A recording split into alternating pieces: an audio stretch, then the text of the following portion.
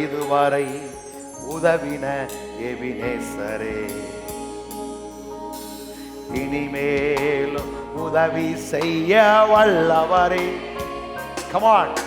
இதுவரை உதவின எபினேசரே,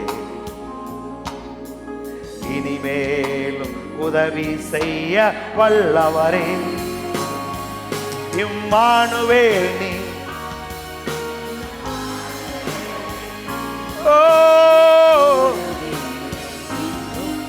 உலகத்தின் சகல கடைசி வரையும் நம்மோடு கூட இருக்கிறார்.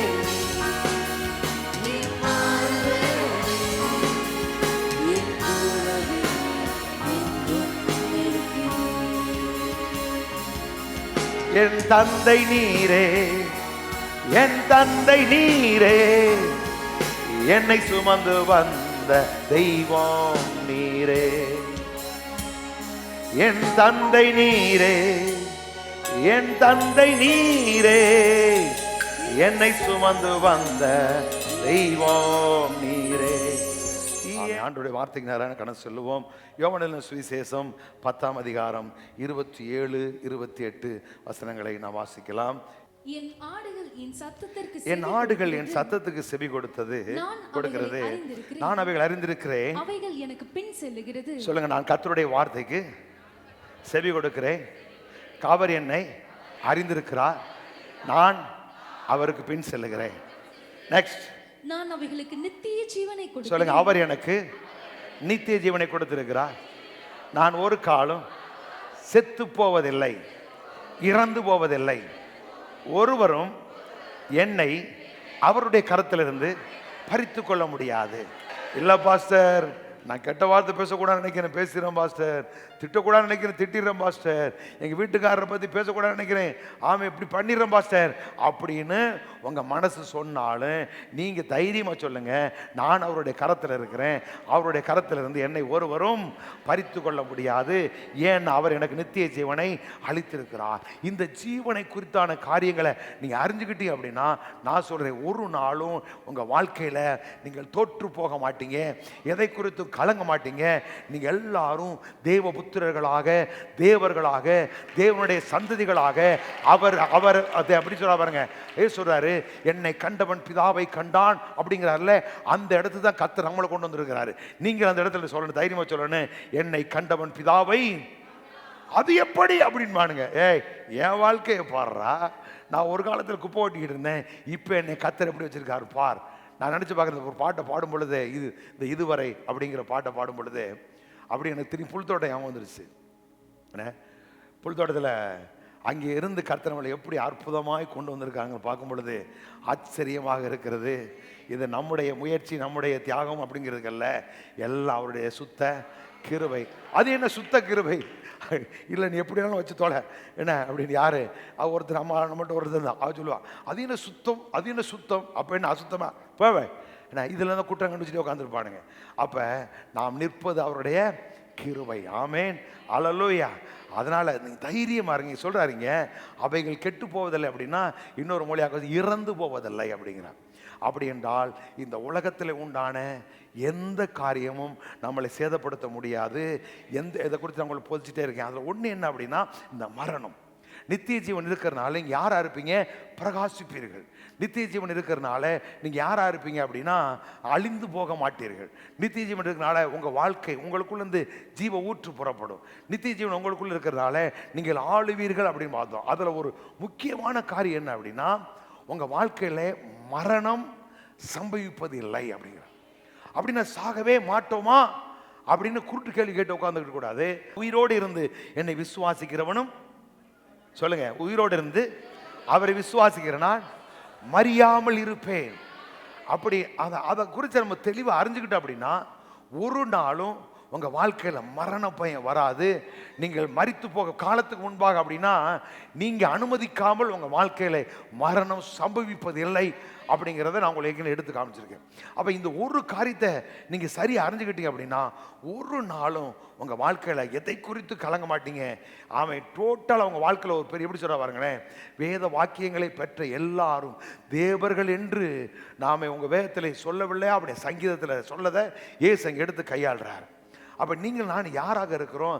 தேவ புத்திரர்களாக, தேவர்களாகவே நாம் இந்த பூமியில இருக்கிறோம் அப்படிங்கிறத வசனம் போதிக்கிறது. அப்ப இந்த நித்திய ஜீவன் அப்படின்னா நிறைய பேர் என்ன பரலோகம் பரலோகங்கிறாங்க. நல்லா சேர்க்கணுங்களேன். ஒரு வசனத்தை வாசிங்க. மார்க்கு 10:30 21 வாசிங்க பாருங்களேன். அதற்கு இயேசு பிரதியுத்தரமாக, என் நிமித்தமாகவும் சுவிசேஷ நிமித்தமாக வீட்டையாவது சகோதரரையாவது சகோதரியாவது தகப்பனையாவது தாயாவது மனைவியாவது பிள்ளைகளாவது நிலங்களாவது விட்டவன் எவனும் இப்பொழுது இம்மையிலே துன்பங்களோடு கூட நூறத்தனையாக வீடுகளையும் சகோதரரையும் சகோதரிகளையும் தாய்களையும் பிள்ளைகளையும் நிலங்களையும் நல்லா கவனிங்க. இந்த பூமியில இந்த பாடு பெருசா பேசிக்கிட்டு இருக்காங்கல்ல, இந்த பாட்டையெல்லாம் தாண்டி இதையெல்லாம் நம்ம ஜெயிப்போம், அதுல ஒரு மாற்றமே இல்லை. ஆனா ஆண்டவர் சொல்றாரு, இம்மையிலே அப்படின்னா நீ பிரச்சனை கண்டு சோர்ந்து போகாத, இந்த வரு நினைக்கிற நீ இதோடு கூட உனக்கு பின்னாடி ஒன்று வருதுடா அப்படிங்கிறார். என்ன அப்படின்னு சொல்றாரு? துன்பங்களோடு நூறத்தனையாக, சொல்லுங்க எத்தனை நூறத்தனையாக வீடுகளையும், சொல்லுங்க எல்லாரும், வீடுகளையும் சகோதரரையும் சகோதரிகளையும் தாய்களையும் பிள்ளைகளையும் நிலங்களையும் மறுமையிலே நித்திய ஜீவன். அப்ப இந்த இடத்துல சொல்லும் பொழுது நித்தியமாக நான் அவரோடு கூட இருக்க போகிற அதை குறித்து இங்கே பேசுகிறார். இதே போல லூக்காவிலும் இப்படி பேசுவார். அப்ப மறுமை அப்படிங்கிற வரும்பொழுது நித்தியத்தில் அதை சொல்றாரு. அப்ப அப்படின்னா என்ன? அப்படி நித்தியம்னா என்ன? என்றென்றைக்கும் அழியாத நிலைத்திருக்கிற அந்த ஜீவனை அங்கே போய் எப்படி நித்திய ஜீவன் நாம் சுதந்திரித்து கொண்டு அவரோடு கூட என்றென்றைக்கு நாம் இருக்க போகிறோமோ அதற்குடைய முன் அடையாளமாகத்தான் இந்த பூமியில நீங்க மரணத்தை ஜெயித்தவர்களாக, இந்த பூமியில வியாதி பலவீனம் எல்லாவற்றையும் மேற்கொண்டு வாழத்தக்கதாக, ஏழ்மை வறுமை தரித்திரம் எல்லாத்தையும் மேற்கொள்ளத்தக்கதாக, எல்லாவற்றையும் கீழ்ப்படுத்தி ஆளத்தக்கதாக அவருடைய ஜீவனை நமக்குள்ளே வைத்திருக்கிறார். எத்தனை பேர் நம்புறீங்க? இது உங்களுக்கு புரியல, உங்களுக்கு தெரியல, அது நான் என்னன்னு புரியல அப்படின்னா நான் சொல்றேன், உங்க திருவாயை திறந்து வாமை சொல்லுங்க, டெய்லி சொல்லுங்க, ஆமே அவர் எனக்கு நித்திய ஜீவனை கொடுத்திருக்கிறார், அவருடைய கரத்திலே நான் இருக்கிறேன், என்னை ஒருவரும் பறித்து கொள்ள முடியாது. எல்லாரும் சொல்ல, குமாரனை உடையவன் ஜீவனை உடையவன், குமாரனை உடையவன் ஜீவனை உடையவன், நான் தேவனால் பிறந்திருக்கிறேன், தேவனுடைய வித்து எனக்குள் இருக்கிறது. சொல்லுங்க, தேவனுடைய வித்து எனக்குள் இருக்கிறது. ஆமே, தேவனால் பிறந்த நான் உலகத்தை ஜெயிப்பேன். அப்ப இந்த மாதிரி நீங்க ஜீவனை பேச பேச பேச முதல்ல உங்களுக்குள்ள ஜீவன் இருக்கு அப்படிங்கிற அறிவும் புரிந்து கொள்ளுதலும் உங்களுக்குள்ள வந்துடும். அப்ப இந்த ஜீவனை குறித்து சரியா அறிஞ்சுக்கிட்ட அப்படின்னா நிச்சயமாக இந்த பூமியில நீங்கள் அனுமதிக்காமல் நம்முடைய வாழ்க்கையில மரணம் சம்பவிப்பதில்லை. எப்படி சொல்றீங்க? இதற்கு தான் உங்களுக்கு 3 வாரமா தொடர்ந்து இதை பத்தி பேசிக்கிட்டே இருக்கிறேன். அப்ப இதை நீங்க அறிஞ்சுக்கிட்ட அப்படின்னா இதெல்லாம் அப்படி இப்படின்னு சொல்லுவாங்க. நோ, வசனம் சொல்லுது, இது அப்படி சொல்ற பாருங்களேன். என்னை விசுவாசிக்கிறவன் உயிரோடு என்னை மறியாமல் இருப்பான் என்று நீ விசுவாசிக்கிறாயா? ஆமே. இதுல சொல்றதுக்கு என்ன நமக்கு? அப்ப நம்முடைய வாழ்க்கையில் இதை நம்ம அறிஞ்சுக்கணும். அவரே சொல்றாரு, ஆமீன், நான் அவைகள் நித்திய ஜீவனை கொடுக்கிறேன், அவைகள் கெட்டு போவதில்லை அப்படின்னா அவைகள் இறந்து போவதில்லை. ஏன் அப்படின்னா யாருக்கெல்லாம் நித்திய ஜீவனை கொடுத்துருக்கனோ அதெல்லாம் இங்கே இருக்கு, என்னுடைய கரத்தில் இருக்கு. அது கீழே சொல்றாரு, என்னுடைய கரத்தில் கொடுத்த பிதா எல்லாரிலும் பெரியவர், அவருடைய கரத்திலிருந்து நம்ம யாரும் செய்ய முடியாது. சொல்லுங்க, என்னை இயேசுவின் கரத்தில் கொடுத்த பிதா எல்லாவற்றிலும் பெரியவர், அவருடைய கரத்திலிருந்து என்னை ஒருவரும் பறித்து கொள்ள முடியாது. சொல்லுங்க, ஒருவரும் பறித்து கொள்ள முடியாது. இதெல்லாம் நான் நீண்ட நாட்கள் என் உள்ளத்தில் ஏற்பட்ட கேள்விகள்.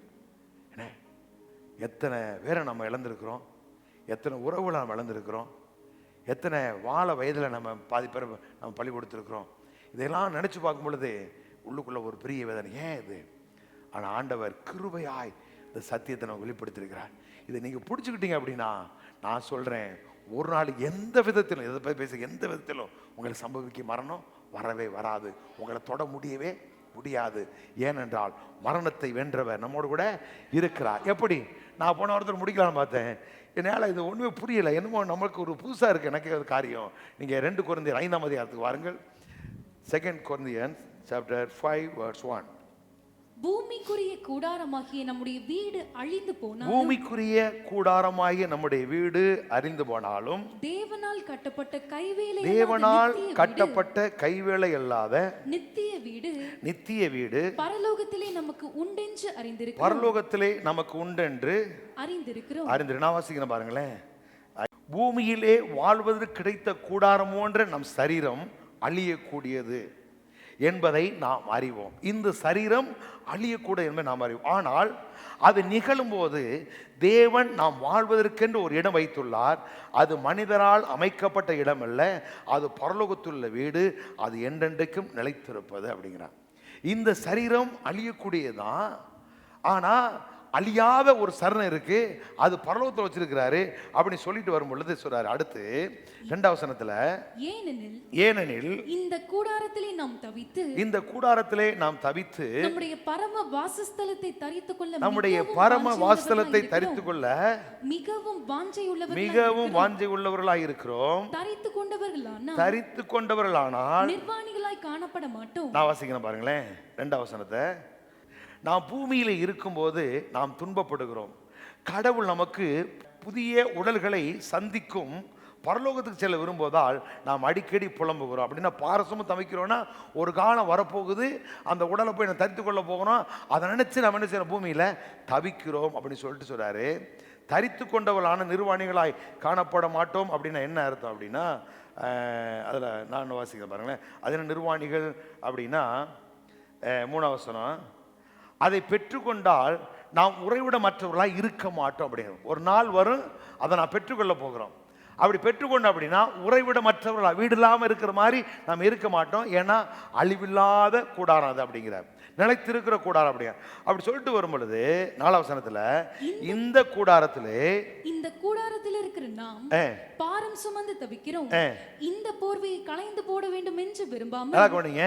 இந்த கூடாரத்தில் பரலோகத்தை நினைச்சு இந்த பூமியில இருக்கும் பொழுது நம்ம வாழ்க்கையில் வர பிரச்சனை நினைச்சு நான் தவிக்கிறோம். இன்னொன்னு, அதை போய் எப்போ அடைவோம் அப்படிங்கிறத நம்ம தவிக்கிறோம்.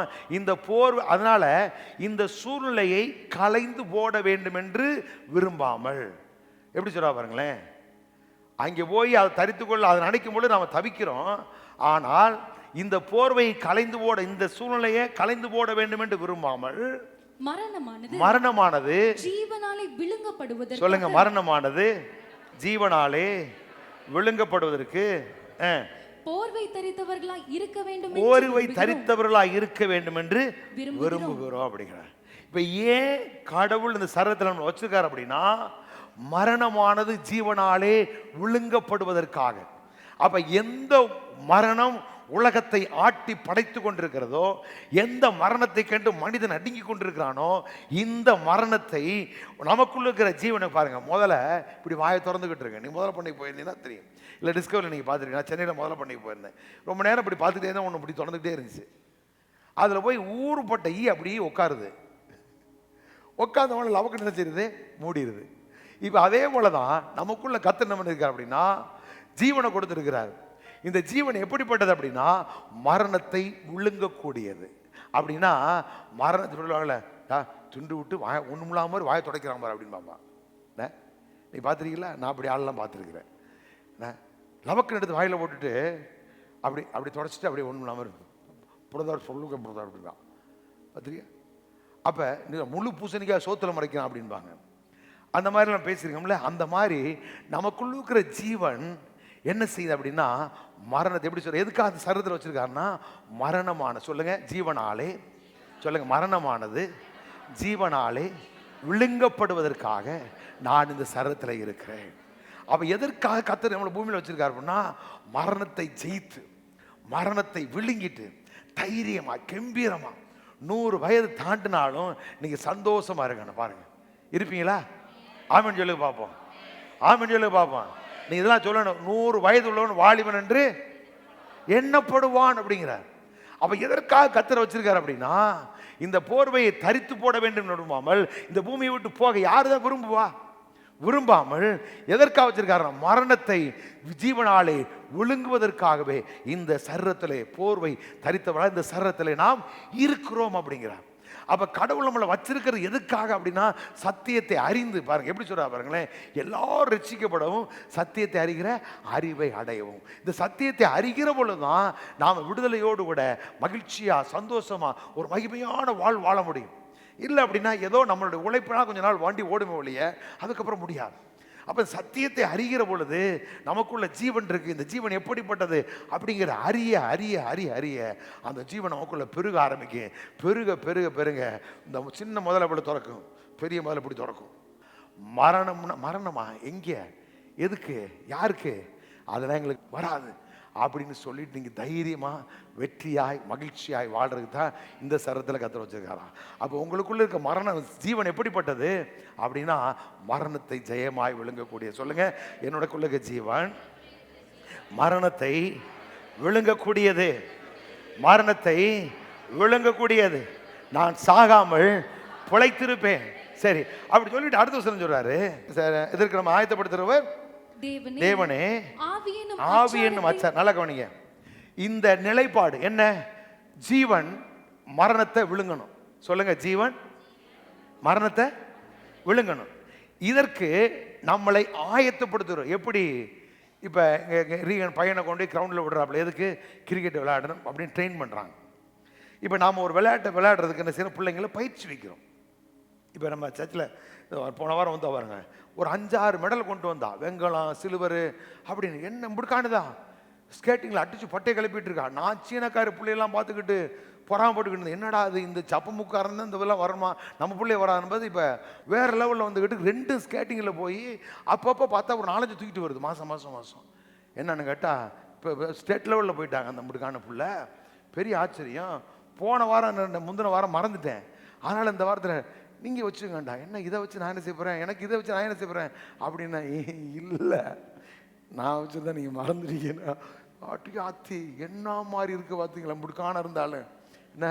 அப்போ பார்த்தேன், சரி நம்ம பிள்ளைங்கள்லாம் இப்படி வரணும். அப்போ என்ன பண்ணுறாங்க, கொண்டு விட்டு பிள்ளைங்களை ட்ரெயின் பண்ணுறாங்க. இப்போ ஜீவனை நமக்குள்ள கொடுத்து இந்த ஜீவனை கொண்டு மரணத்தை ஜெயிக்கணுங்கிறதுக்காக உங்களை ட்ரெயின் பண்ணுகிறோம். எதுக்காக சபையில் வச்சுருக்காரு, இயேசுவை தேடி பரலோகம் போகிறதுக்கு இல்லை. எவனா இத்தவன் முறிஞ்சவனை வீட்டில் ஏற்றி விட்டு ஹேனுக்கிட்டு இருக்கக்கூடாது. நான் சொல்கிறது புரியுதா புரியலையா, புரியலைன்னா மறுபடி போய் 1-2 கொண்டு 5ஆம் எடுத்து மறுபடியும் வாட்சி பாருங்க. அப்போ சொல்ற எதற்காக கத்த இந்த பூமியில் வச்சிருக்காரு, எதற்காக சபை, எதற்காக ஜெபம், எதற்காக உபவாசம், எதற்காக வேதவசனம். இயேசு நமக்குள்ள ஜீவனை கொடுத்து அந்த ஜீவனை கொண்டு எந்த மரணம் உலகத்தை ஆட்டி படைத்து கொண்டிருந்ததோ, எந்த மரணத்துக்கு மனிதன் பயந்தானோ அந்த மரணத்தை விழுங்குவதற்காகவே இயேசு உங்களை நினைச்சிருக்கிறான், ட்ரெயின் பண்றார். சொல்லுங்க, என்ன பண்றாரு, சொல்லுங்க எல்லாரும், இதற்கு என்னை சொல்லுங்க, இதற்கு என்னை ஆயத்தப்படுத்துகிறவர் தேவனே. சொல்லுங்க, எதற்கு ஆயத்தப்படுத்துகிறாரு, ஜீவனை கொடுத்து மரணத்தை விழுங்குவதற்காக. சொல்லுங்க, ஜீவனை கொடுத்து மரணத்தை விழுங்குவதற்கு என்னை ஆயத்தப்படுத்துகிறவர் தேவனே. நான் இதெல்லாம் நீங்க சொல்லி சொல்லி சொல்லி வாழ்க்கையில் சுதந்திரிக்கணும். நீங்க எல்லாரும், நான் நம்புறேன், நீங்க பிள்ளைகளின் பிள்ளைகளை பார்க்கணும். ஆமென், அல்லேலூயா. எத்தனை பேருக்கு ஆசை, சொல்லுங்க, எதற்காக ஜீவனை கொடுத்துருக்காரு, மரணத்தை விழுங்குவதற்காக. சரி, கொடுத்துட்டு அப்புறம் அப்படி விடலை, அவர் சும்மா உட்கார்ந்துருக்கல, அதற்காக நம்மளை என்ன செய்யறாராம், சொல்லுங்க, ஆயத்தப்படுத்துகிறார். அதுக்கு தான் இந்த பிரசங்கம், அதுக்கு தான் தேவனுடைய வார்த்தையை பேசுங்க. எதுக்காக அப்படின்னா மரணத்தை விழுங்குவதற்காக. அப்ப இதுக்கு என்ன செய்யறாரு, அவர் நம்மளை ட்ரெயின் பண்றாராம். அடுத்து சொல்லிட்டு சொல்றாரு, ட்ரெயின் பண்றதுக்கு என்ன செய்யற, அடுத்து ஆவி என்னும் அச்சாரத்தை நமக்கு தந்தவர், இதெல்லாம் நடக்கும் அப்படிங்கிற உறுதிப்படுத்துவதற்காக நமக்குள்ள இருக்கிற ஆவியானவர் என்ன செய்யறாராம், நம்பிக்கை ஊட்டுகிற ஆவியானவர், விசுவாசத்தை உண்டாக்குற ஆவியானவர், அந்த ஆவியானவர் இதெல்லாம் நடக்குங்கிற அச்சாரமாக, அப்படின்னா அட்வான்ஸ் அப்படிங்கிறார். இதெல்லாம் நடக்குமா, சொல்லுங்க, ஆமென் சொல்லுங்க பாபு. ஜவார், நடக்குமா, நீங்க நல்லா இருப்பீங்களா, இல்லை கெட்டு போறேன்னு எங்கேயா போயிட்டு வரலாம், ஒன்றும் பிரச்சனையே கிடையாது. அப்படி நல்லா இருக்கணும் அப்படின்னா அதுக்கு தான் என்ன செய்யறாராம், வச்சவங்களை ட்ரெயின் பண்ணாராம். சரி, இப்ப 6ஆம் வசனத்தை விட்டு 7ஆம் வசனம் பார்ப்போம். இந்த தேகத்தில் குடியிருக்கையில் கர்த்தரிடத்தில் குடியிராதவர்களா இருக்கிறோம் என்று. நல்லா கவனிங்க, நான் வாசிக்கிறேன் பாருங்களேன். ஆகவே நாங்கள் எப்போதும் துணிவுடன் இருக்கிறோம், இவ்வுடலில் குடியிருக்கும் வரையில் நாம் ஆண்டவரிடமிருந்து அகன்று இருக்கிறோம் என்பது நமக்கு தெரியும். இப்போ இந்த கூடத்தில் இருக்கும்போது நம்ம தைரியமாக இருக்கிறோம், ஆனால் ஆண்டவரோடு தனியாகவே இருக்கிறோம், இந்த பூமியில் வாழ்கிறோம் நமக்கு தெரியும். ஏன் அப்படின்ட்டு அடுத்து சொல்றாரு. இப்ப 6வது வசனத்தை வாசிங்க. நாம் தரிசித்து நடவாமல் விசுவாசித்து நடக்கிறோம். நல்லா கவனிங்க. இந்த தேகத்தில் குடியிருக்கையில் கர்த்தரிடத்தில் குடியிராதவர்களாக இருக்கிறோம் என்று அறிந்து எப்பொழுதும் தைரியமா இருக்கிறோம். இந்த தேகத்தில் இருக்கும் பொழுது இதுக்கு தான் நம்ம வச்சிருக்கிறாரு. ஆனா இன்னும் அவர்கிட்ட போய் நம்ம சேரல. ஆகவே என்ன செய்யறோம்? தேகத்தில் குடியிருந்தாலும் நம்ம என்ன செய்யறோம்? கர்த்தரிடத்தில் குடியிராதவர்களாக இருக்கிறோம் என்று அறிந்து எப்பொழுதும் தைரியமாகவே இருக்கிறோம். அப்படி ஏன்? நம்மளை ட்ரெயின் பண்றவர் அவரு, நம்மளுக்கு ஆவியின் அச்சாரத்தை கொடுக்குறவர் அவரு, ஜீவனை கொடுத்தவர் அவரு. இதையெல்லாம் நம்ம கொடுத்து நம்ம என்ன செய்யறாராம்? தைரியமாவே இருறா அப்படிங்கிறதுக்கு நம்ம வச்சிருக்கிறாராம். அப்ப சொல்லிட்டு சொல்றாரு, நாம் தரிசித்து நடவாமல் விசுவாசி. நான் தரிசித்து நடவாமல். இது எப்படி அது எப்படி அப்படின்னு கேட்டீங்க அப்படின்னா, சகரியான ஒருத்தர் இருக்காம இது எப்படி ஆகும் அப்படின்னா, போ பேசாம போடுவோம் போ அப்படின்னா ஊமையா போயிட்டான். அதுக்கப்புறம் பேசவே இல்லை. அந்த மாதிரி வாழ்க்கை ஒண்ணுமில்லாமல் ஆயிடக்கூடாது. அப்ப சொல்றாரு, நாம் தரிசித்து நடவாமல் விசுவாசித்து நடக்கிறோம் அப்படிங்கிறார். அப்ப நமக்கு கடவுள் என்னத்தை கொடுத்திருக்காரு? ஜீவனை கொடுத்து மரணத்தை ஜெயமாய் விழுங்குவதற்காக நம்மளை ஆயத்தப்படுத்தி அதை உறுதிப்படுத்தும்படி ஆவியின் அச்சாரத்தை கொடுத்து இந்த பூமியில் இருந்தால் அங்கே இல்லாமல் இருக்கிறோம்னு அறிந்தும் தைரியமாக இருக்க வச்சிருக்காரு. எது அதான் சொல்றாரு, நாம் தரிசித்து நடவாமல் விசுவாசித்து நடக்கிறோம். அப்போ நீங்கள் விசுவாசித்தீங்கன்னா இந்த பூமியில் நல்ல வாழ்க்கை, நிறைவான வாழ்க்கை நமக்கு சாத்தியம். ஆமென் சொல்லுங்க பார்ப்போம். ஆமென் சொல்லுங்க பார்ப்போம். ஆமென் சொல்லுங்க பார்ப்போம். சரி, இன்னும் ஒரு படி மேலே போய் இது எப்படா அப்படின்னு பார்த்தோம்னா, ஓசியா தீர்க்கதரிசன புஸ்தகம் 13ஆம் அதிகாரம் 14 வசனத்தை வாசிங்களேன். அவர்களை நான் பாதாளத்தின் வல்லமைக்கு நீங்களாக்கி நிற்பேன். அவர்களின் மரணத்துக்கு நீங்களாக்கி விடுவிப்பேன். பாதாளத்தின் வல்லமைக்கு நீங்களாக்கி மீட்பா. ஒரு காலத்தில் மனுக்குலத்தை என்ன செய்யுது அப்படின்னா, பாதாளம் ஆட்டி படைச்சுக்கிட்டு இருந்துச்சு. இப்போ அதனுடைய வல்லமைகளுக்கெல்லாம் என்ன செய்யுது? இதெல்லாம் புதிய ஏற்பாட்டில் வரப்போகிற காரியங்கள். இப்போ அந்த பாதாளத்தின் வல்லமைக்கு நீங்களாக்கி என்ன செய்வாரா? மீட்பேன். அடுத்து அவர்களை மரணத்துக்கு சொல்ல, கர்த்தர் என்னை மரணத்துக்கு நீங்களாக்கி விடுவிப்பார். இன்னும் சொல்லுங்க, கர்த்தர் என்னை மரணத்துக்கு நீங்களாக்கி விடுவித்தார். ஏன்? நீங்கள் சாவை கடந்து எங்கே வந்துட்டீங்க? வாழ்வுக்கு வந்துட்டு. சொல்லுங்க, சாவை கடந்து வாழ்வுக்கு வந்து விட்டோம். அப்ப இங்கே சொல்றார் ஓசியாவில், மரணத்துக்கு நீங்களாக்கி அவர்களை என்ன செய்வேன்? மீட்பேன். அப்படி சொல்லிட்டு சொல்லுங்க. அடுத்து சொல்லுங்க, மரணமே உன் வாதைகள் எங்கே? பாதாளமே உன் சங்காரம் எங்கே? நீங்க சொல்றீங்களோ சொல்லலையோ, ஆண்டவர் சொல்றாரு, ஏய் என் ஜனத்தை ஆட்டி படைத்த மரணமே உன் வாதை எங்கே அப்படின்னா, மரணம் எப்படி வருது? பாவத்தினுடைய விளைவு. பாவம் மரணத்தை கொண்டு எப்படி?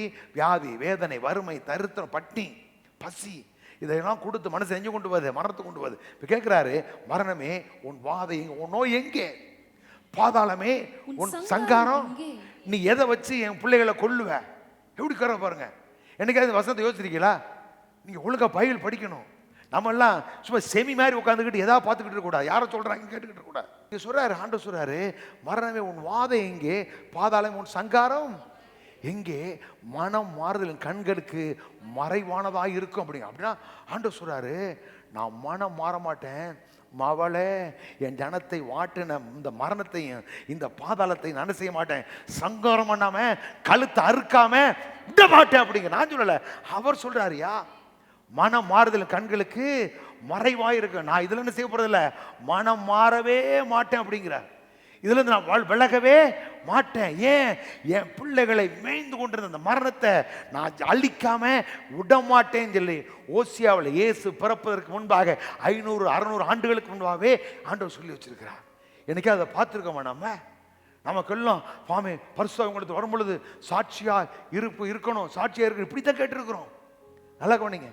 எல்லாம் சொல்லுங்க, பரிசுத்த ஆவியானவர் என்னிடத்தில் வரும் பொழுது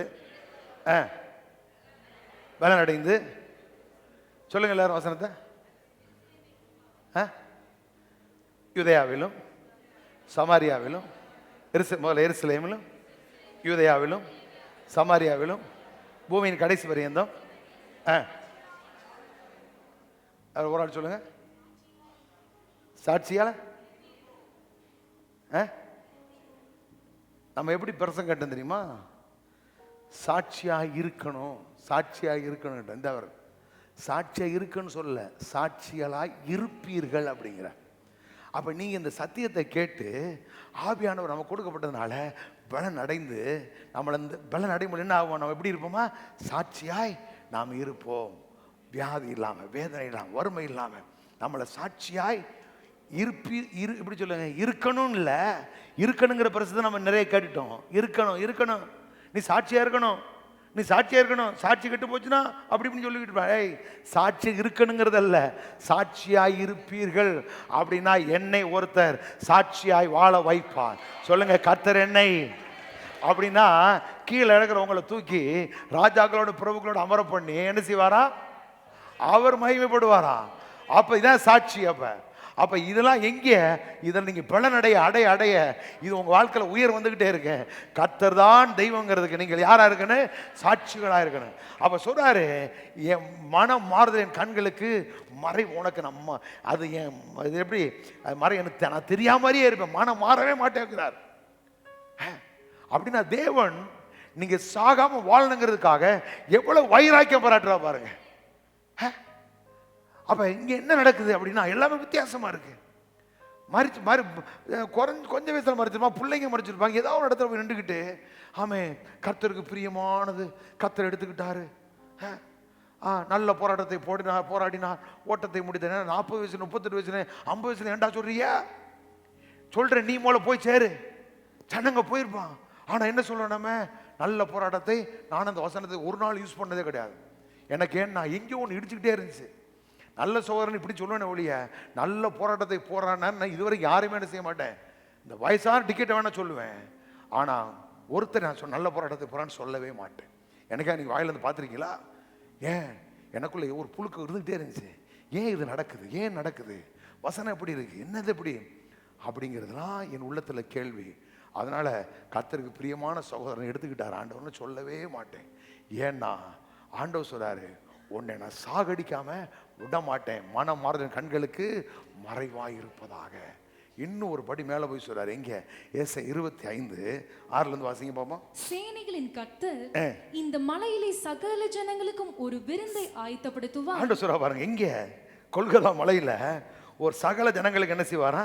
ஒரு விருந்தை ஆயத்தப்படுத்துவார். அது கொழுமையான பதார்த்தங்களும், அது கொழுமையான பதார்த்தங்களும், பழமையான திராட்சரசமும், ஊனும் நினமுள்ள பதார்த்தங்களும், தெளிந்த பழமையான திராட்சரசமும் நிறைந்த விருந்தாய். ஒரு பெரிய விருந்து என்ன செய்ய போறேன்?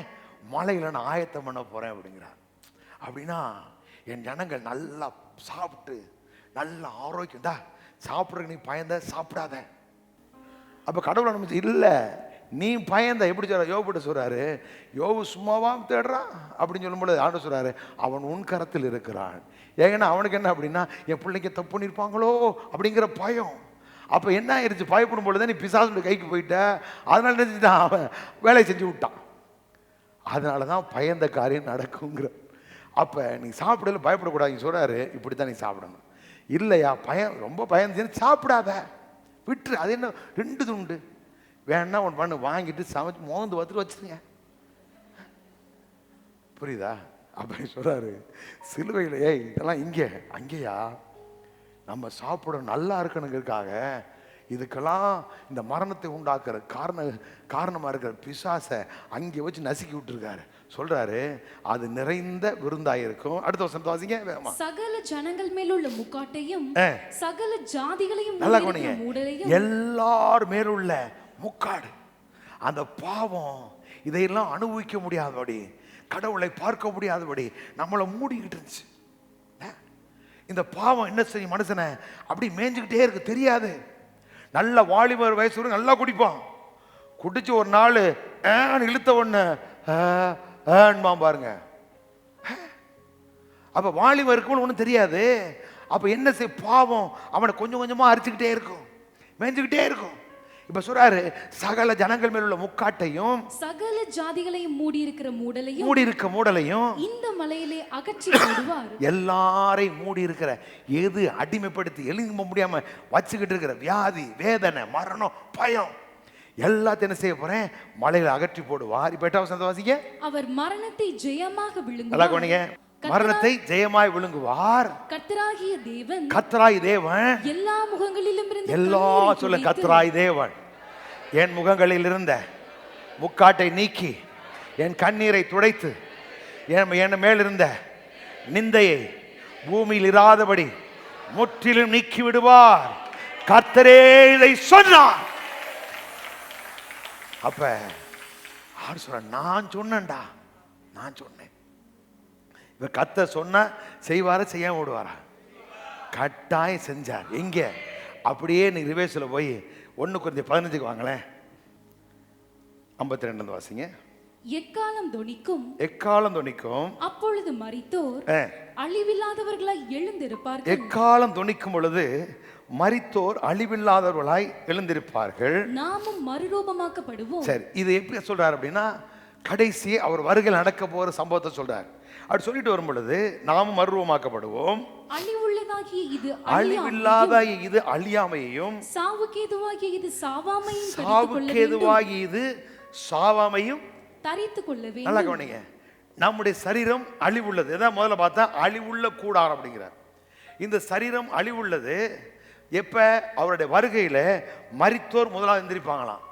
அடுத்து உயிரோடு நாம் எதிர்கொண்டு போவோமா? எதற்காக அப்படின்னா, அழிவுள்ள இந்த சரீரம் அழியாமையும், சாவுக்கேதுவான நம்முடைய வாழ்க்கை சரீரம் சாவாமை அப்படின்னா, பரலோகத்தில் போய் நித்தியமா சாகாமைய அந்த நித்திய ஜீவனை நாம் தரித்து கொள்ள போகிறோம்.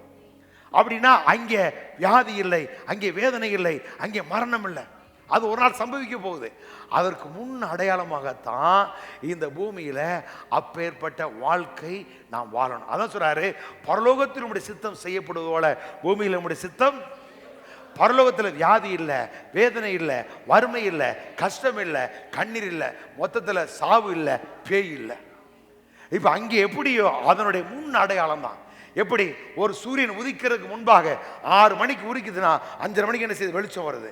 அதே போல அதனுடைய முன் அங்கே போய் நித்தியமா இந்த சரீரம் அழியாமையை தரித்துக் கொள்ள போகிறது. ஆனா இந்த பூமியில அந்த ஜீவனை பெற்று நீங்க என்ன செய்யணும்? நிறைவாய், மகிழ்ச்சியா, சந்தோஷமா, நல்லா புசித்து கொழுத்து நீங்க திருப்தியா வாழணுங்கிறதுக்காகத்தான் சிலுவையில தம்முடைய குமாரனை தூக்கி என்ன செஞ்சாரு? வழியாய் கொடுத்திருக்கிறார்.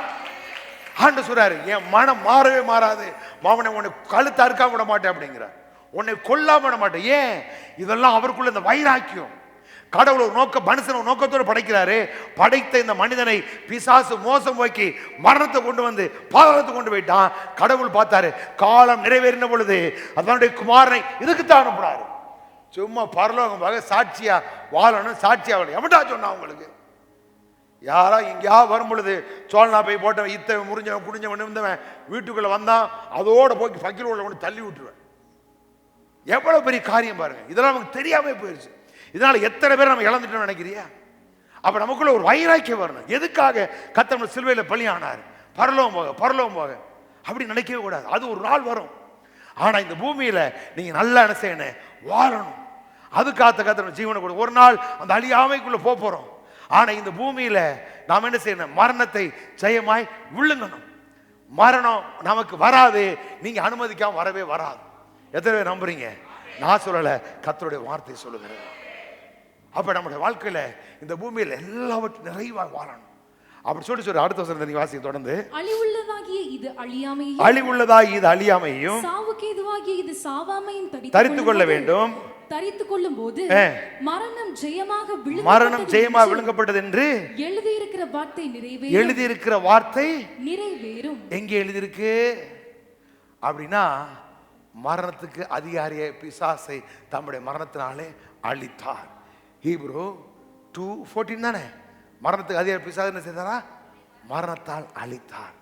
அப்படின்னா அவர் மரணத்தை ஜெயித்தார். மரணம் அவரை தடுத்து முடியல, கல்லறை அவர் கட்டி வைக்க முடியல. மரணத்தை ஜெயித்தவராக இயேசு 3ஆம் நாள் உயிரோடு எழுந்தார். அப்படின்னா நீங்களும் நானும் இந்த பூமியில நல்ல வாழ்க்கை, சாவை அழித்து அழியா வாழ்வு இந்த பூமியில என்ன செய்யணும்? வாழணும். அப்ப எப்படி சொல்ற பாருங்களேன். அப்படி சொல்லிட்டு சொல்றாரு, மரணமே உன் கூர் எங்கே? இப்ப கேக்குறாரு, இப்ப நமக்கு என்ன பண்ணிட்டாரு? அழிவுள்ளதா இது அழியாமை சாவுக்கு சாவாமை தரித்துக் கொள்ளும் போது மரணம் ஜெயமாய் விழுகப்பட்டது என்று நிறைவேறும். அப்படி சொல்லிட்டு மரணமே உன் கூர் எங்கே அப்படின்னா மரணத்துக்கு அதிகாரிய பிசாசை தம்முடைய மரணத்தினாலே அழித்தார். அப்ப மரணத்துக்கு என்ன இல்லை? நம்ம மேல அதிகாரம் இல்லை. அப்ப அந்த அவசரத்தில் நீங்க டெய்லி சொல்லணும், மரணத்துக்கு அதிகாரிய பிசாசை தம்முடைய மரணத்தினாலே அழித்தார். அப்படி சொல்ல சொல்ல மரணம் பயம் உங்களுக்குள்ள வரவே வரா. அது இல்லை பாருங்களேன், அது இல்லை அப்படின்னா நம்ம வாழ்ந்துரும். சரி, மரணத்தை அழித்தார். இந்த மரணத்துக்கு கூறா இருந்தது என்ன அப்படின்னா பாவம். சரி, மரணமே உன் கூறு எங்கே? பாதாளமே உன் ஜெயம் எங்கே? உன் ஜெயம் எங்கே? மரணத்தின் கூர். இப்ப பாதாளம் எப்ப ஜெயம் எடுக்கு அப்படின்னா அடுத்த சொல்றாரு மரணத்தின் கூர் பாவம். இந்த பாவம் அப்படிங்கிற ஒன்ன கையில வச்சு இதன் மூலமாய் எல்லா ஆயுதங்களையும் உருவாக்கி வியாதி, வேதனை, வறுமை, தரித்திரம் எல்லாத்தையும் பிசாசு உருவாக்கி மரணத்தை கொண்டு வந்தான். இப்ப இந்த மரணத்தின் கூறாகிய பாவத்தை, இந்த பாவத்துக்கு பலம் கொடுத்த நியாயப்பிரமாணத்தையும் சிலுவையில் என்ன செஞ்சாரு? நிறைவேற்றி முடித்தார். இப்ப மரணத்துக்கு அதிகாரி பிசாசை மரணத்தினால் அழித்தார். பாவத்துக்கு பலனாகி நியாயப்பிரமாணத்தின் நீதி என்ன செய்தாரு? நிறைவேற்றினார். பாவத்தை ஆக்கினைக்குள்ளாக தீர்த்தார். இங்கே ரோமர் 8:3 பாவத்தை ஆக்கினைக்குள்ளாக தீர்த்தார். மரணத்துக்கு அதிகாரி பிசாசை மரணத்தினால் அழித்தார். நியாயப்பிரமாணத்தின் நீதியை நிறைவேற்றினார். அப்ப என்னாச்சு? பாவத்துக்கு கூறு பலன் இல்லை. அதனால சொல்ற நீ கிருபைக்கு கீழ்ப்பட்டு பாவம் உங்களை மேற்கொள்ள முடியாது அப்படின்னார். அப்ப பாவத்துக்கு பலன் நியாயப்பிரமாணம் அதை நிறைவேற்றாரு. பாவத்தை ஆக்கினைக்குள்ளாக தீர்த்தார் அப்படின்னா பாவத்தை அழித்தார், அங்கிட்டு மரணத்தை அழித்தார். அப்ப மரணமும் பாவம் என்ன செய்ய முடியாது? மனுக்குலத்தை மோசம் வைக்க முடியாது. இது ரெண்டும் தான் மரணத்துக்கான பெரிய ஆயுதம். இப்ப ரெண்டையும் இயேசு ஃபினிஷ் பண்ணதுனால சில அங்கே சொல்றாரு பாதாளமே உன் ஜெயம் எங்கே, மரணமே உன் ஆயுதம் எங்கே அப்படின்னாரு. இங்கே ஓசியாவில் ஏசாவில் சொல்றாரு இதெல்லாம் என்ன செய்ய மலையில நான் ஒரு முடிவு உண்டாக்க போறேன் அப்படின்னு சொல்றாரு. அப்படி சொல்லிட்டு இங்க சொல்றாரு கல்வாரி சிலுவையெல்லாம் செஞ்சு முடிச்சுட்டு பவுல சொல்றாரு இந்த ரெண்டையும் அவர் என்ன செய்யற சிலுவையில் வென்று முடித்து விட்டார் அப்படி சொல்றாரு. அப்ப நீங்களும் நானும் இந்த பூமியில நல்ல வாழ்க்கை வாழ்வதற்கான எல்லாவற்றையும் கர்த்தர் கொடுத்திருக்கிறார். அப்ப நம்ம செய்ய வேண்டியது என்ன? தரிசித்தல்ல, விசுவாசித்து. விசுவாசித்து விசுவாசம் என்ன? அதை நம்ம பேசி பேசி பேசி பேசி அதை குறித்தான அறிவை, அதை புரிந்து கொள்ளுதலை, அதை குறித்த காரியங்களை நாம் உள்ள கொண்டு வர நமக்குள்ள ஜீவன் பெருக ஆரம்பிக்கும், வளர ஆரம்பிக்கும். நம்முடைய வாழ்க்கையில் நாம் நல்லாவே இருப்போம். அப்போ சொல்லுங்க, இதையும் தாண்டி இன்னொரு காரியம் சொல்ல பெரிய வாக்கு தத்துவம், அதை வாசி நம்ம முடிப்போம். அடுத்து தொடர்ந்து பார்ப்போம். ரோமர் 8:11 வாசிங்களேன். அன்றியும் இயேசுவை மரித்தோரிலிருந்து எழுப்பினவருடைய ஆவி, இயேசுவை மரித்தோர் சொல்லுங்க, இயேசுவை மரித்தோரிலிருந்து எழுப்பினவருடைய ஆவி உங்களில் வாசமாயிருந்தால் சொல்லுங்க, எனக்குள் வாசமாயிருக்கிறார். சொல்லுங்க, இயேசுவை மரித்தோரிலிருந்து எழுப்பினவர் எனக்குள் வாசமாயிருக்கிறார். கிறிஸ்துவை மரித்தோரிலிருந்து எழுப்பினவர் உங்களில் வாசமாயிருக்கிற தம்முடைய ஆவியினாலே சாவுக்கு ஏதுவான உங்கள் சரீரங்களையும் உயிர்ப்பிப்பார். நான் வாசிங்க பாருங்களேன். மேலும் இறந்த இயேசுவை உயிர்த்தெழுத செய்தவரின் ஆவி உங்களுக்குள் குடிகொண்டிருப்பதால். இப்ப இயேசுவை பிதா எப்படி உயிர்ப்பித்தார் அப்படின்னா தம்முடைய ஆவியினால். இப்ப அந்த ஆவியானவர் யாரு? இயேசுவை மரித்தோர்ந்து எழுப்பினருடைய தேவனுடைய ஆவி உங்களுக்குள் வாசமாயிருந்தால். அப்ப பிதா எப்படி குமாரனை உயிர்ப்பித்தாரு? தம்முடைய ஆவியினாலே உயிர்ப்பித்தார். அப்ப இங்க சொல்லும்போது சொல்றாரு அந்த ஆவி உங்களுக்குள் குடி கொண்டிருந்தான்னா உங்களுக்கு சொல்ல கர்த்தருடைய ஆவியானவர் எனக்குள் இருக்கிறார். இயேசுவை மரித்தோர்ந்து எழுப்பின ஆவியானவர் எனக்குள் வாசமாயிருக்கிறார். சரி, இப்ப அவர் உயிரோடு எழுப்பினதுனால அவர் யார் அப்படின்னா அவர் கிறிஸ்து, மரணத்தை வென்றவராய் கிறிஸ்துவாய் ஜெயித்தவராய் இருக்கிறார். சரி, இப்ப கிறிஸ்துவை மரித்தோர்ந்து எழுப்பினவர் உங்களில் வாசமாயிருக்கிறார். சொல்லுங்க, கிறிஸ்துவை மரித்தோர்ந்து எழுப்பினவர் எனக்குள் வாசமாயிருக்கிற தம்முடைய ஆவியினாலே சாவுக்கேதுவான என் சரீரத்தை உயிர்ப்பிப்பார். சொல்லுங்க, சாவுக்கேதுவான என் சரீரத்தை. அப்ப இந்த பாவத்தையும் மரணத்தையும் இயேசு சிலுவையில கதையை முடிச்சிட்டார். இப்ப இந்த பூமியில வாழ்கிற நம்முடைய வாழ்க்கையில சில வேளைகள்ல சூழ்நிலைகள், பிரச்சனைகள், ஏதோ ஒரு பகுதியில் மரணத்துக்கு எதுவான பயமோ அல்லது வியாதியோ அல்லது பிரச்சனையோ எது நம்மளை சூழ்ந்து கொண்டிருந்தாலும் இப்போ என்ன செய்யறாரா, நமக்குள்ள இருக்கிற ஆவியானவர் அதை நீ சரியா புரிஞ்சுக்கிட்டு, நம்மளுக்கு ஒன்று தெரிஞ்சு என்ன அப்படின்னா, சத்திய ஆவியானவர் சத்தியம் வரும்போது அப்படின்னு சொல்லிட்டு ஏதோ போயிட்டே இருப்போம். அதை விட பெருசு என்ன அப்படின்னா, பாவத்தை கண்டிச்சு இப்படியே சொல்லிட்டே இருப்போம். ஆவியானவர் உங்களை பாவத்தை கண்டிச்சு உணர்த்ததுக்கு இல்லை, உலகத்தை பாவத்தை கண்டித்து உணர்த்த. ஆனா உங்களுக்கு நீதி அறிவிக்கத்தான் அவர் உள்ள இருக்கிறார். அப்ப என்ன நீதி அப்படின்னா, நமக்குள்ளுக்கிற ஆவியானவரை கொண்டு சாவுக்கு எதுவான அப்படின்னா, சாவுக்கு எதுவான எதுவும் உங்களை என்ன செய்ய முடியாது, மேற்கொள்ள முடியாது, மோசம் போக்க முடியாது. ஏன்னா உங்களுக்குள்ள இருக்கிற ஆவியை கொண்டு என்ன செஞ்சிருவார், அவரை சரங்களை உயிர்ப்பிப்பார் அப்படிங்கிற. அப்ப இந்த பூமியில வாழ்றோம், கர்த்தர் ஜெயிச்சிட்டாரு. இந்த பூமியில வாழுகிற பொழுது சில சூழ்நிலைகளில், சில நேரங்களில் அவன் சோர்ந்திருக்கு, ஏதாவது ஒரு பகுதியில் நாம் பலவீனப்படும் பொழுது நமக்குள்ள இருக்கிற ஆவியான என்ன செய்வார், நம்மளை தட்டி எழுப்பி, இதெல்லாம் நம்ம வாழ்க்கை, இது இல்லை இது இல்லை, இதான் இதான் இதான்னு சொல்லி நம்மளை உற்சாகப்படுத்தி நம்மளை மறுபடி என்ன செய்கிறாரு, தூண்டி விட்டு எரிய விட்டு நம்மளை முன்னோக்கி செல்ல வைக்கிறவர் தான் ஆவியானவர். அப்போ உங்களுக்குள்ள இவ்வளவு காரியத்தை ஆண்டவர் செஞ்சு முடிச்சிருக்கிறாரு. இதையெல்லாம் நம்ம வாழ்க்கையிலே நிறைவேற்றுவதற்கு எப்படி சொல்றது, கலாத்தியர் 3:14 வாசிங்க எல்லாரும்.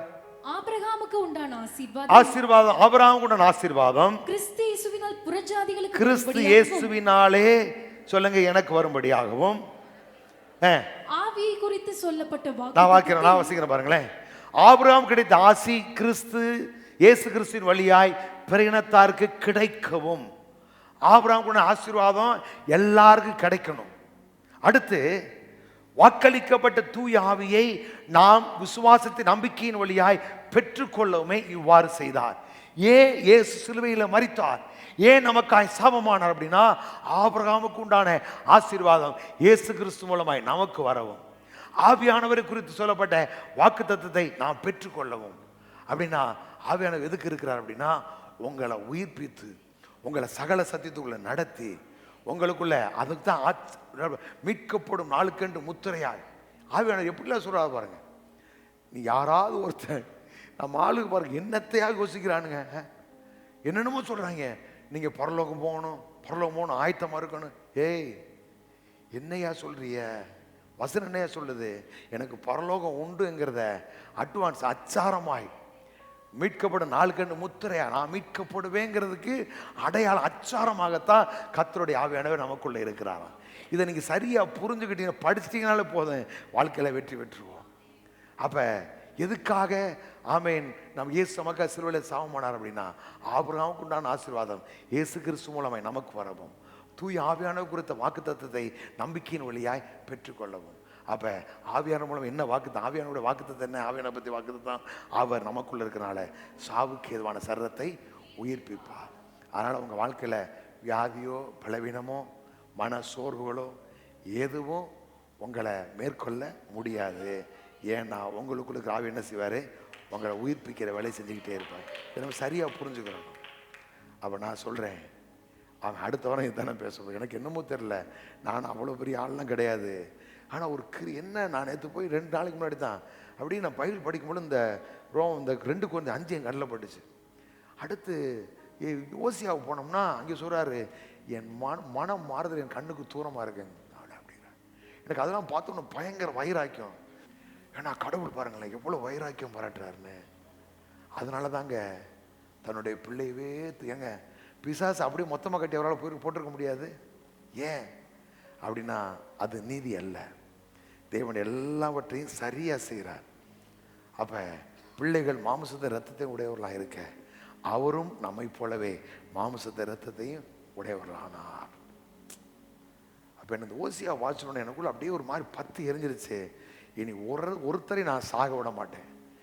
என்ன, ஒருத்தரும் இதுக்கு தூரமானவங்கள இருக்கக்கூடாது, எல்லாரும் வாழணும், நம்ம பிள்ளைகள்லாம் வாழணும். ஒரு நாள் என் பிள்ளை பைக்கில் இருந்து கீழே விழுந்துடான்னு சொல்லவே கூடாது. என்ன, மரணம் எந்த வழியிலும் நம்மளுக்கு வரவே எத்தனை நம்புறீங்க? நீங்க ஒருத்தர் சாகக்கூடாது, எல்லாரும் வாழணும். என்ன, காசு இருக்கிறதுக்கு ஆஸ்பத்திரிக்கு அள்ளி கொடுத்துக்கிட்டு உட்காந்துருக்கூடாது. ஒரு நாள் டாக்டர் சொல்லுவான், எந்த மருந்து உள்ளே போக மாட்டேங்குது அப்படின்பா. அப்புறம் இருக்கக்கூடாது, வசனத்தை பிடிச்சிக்கிட்டு உலகத்தில் சுடர்களாய் நீங்கள் பிரகாசிக்கணும். ஆமாம் ஆமாம். வேனில் இறங்கும் பொழுது என்ன செய்யணும், அப்படியே குதிக்கணும். நான் அடுத்து சீக்கிரம் வால்வோ பஸ்ஸெல்லாம் வாங்க போகிறோம். ஆமாம், வேணுக்கே டீசல் போடுறது அப்படின்னு சொல்லக்கூடாதீங்க. இக்காலத்தில் அப்படித்தான், இனி வரப்போகிற நாட்கள் அப்படி தான் வருவோம். எப்படி வருவான்? எனக்கெல்லாம் ஒரு ஆசை, இந்த ஏர்போர்ட்டில் போகும்போது நினைப்பேன், பஸ்ஸை வாங்கி நான் என் முன்னாடி உள்ள போகிறதுக்காக இல்லை, என் புத்தியை பாருங்களேன், அங்கே போகும்போது இந்த மாதிரி பஸ்ஸை வாங்கி விட்டா நம்ம மக்கள் எப்படி வருவாங்க? எனக்கு எனக்கு வீடு இல்லைங்கன்னா பிரச்சனை இல்லை. உங்கள் வீட்டுக்கு வந்து இப்போ நான் அன்றைக்கி இங்கே ரெட்லக்கு போகிறது வீட்டுக்கு போனேன். எனக்கே ஆச்சரியம், எவனோ ஒருத்த கட்ட அழகா 2.5 சென்டில் 2.5 சென்டில் வீட்டை வாங்கிட்டு ஜம்முன்னு போகிற அருமையாக கட்டி வச்சுருக்கான். ஃபஸ்ட்டு கட்டின வீடு அப்படியே வாங்கு, அப்படி தான் இருக்கணும். எனக்கு பார்க்கும்போது ஒரு பெரிய சந்தோஷம்.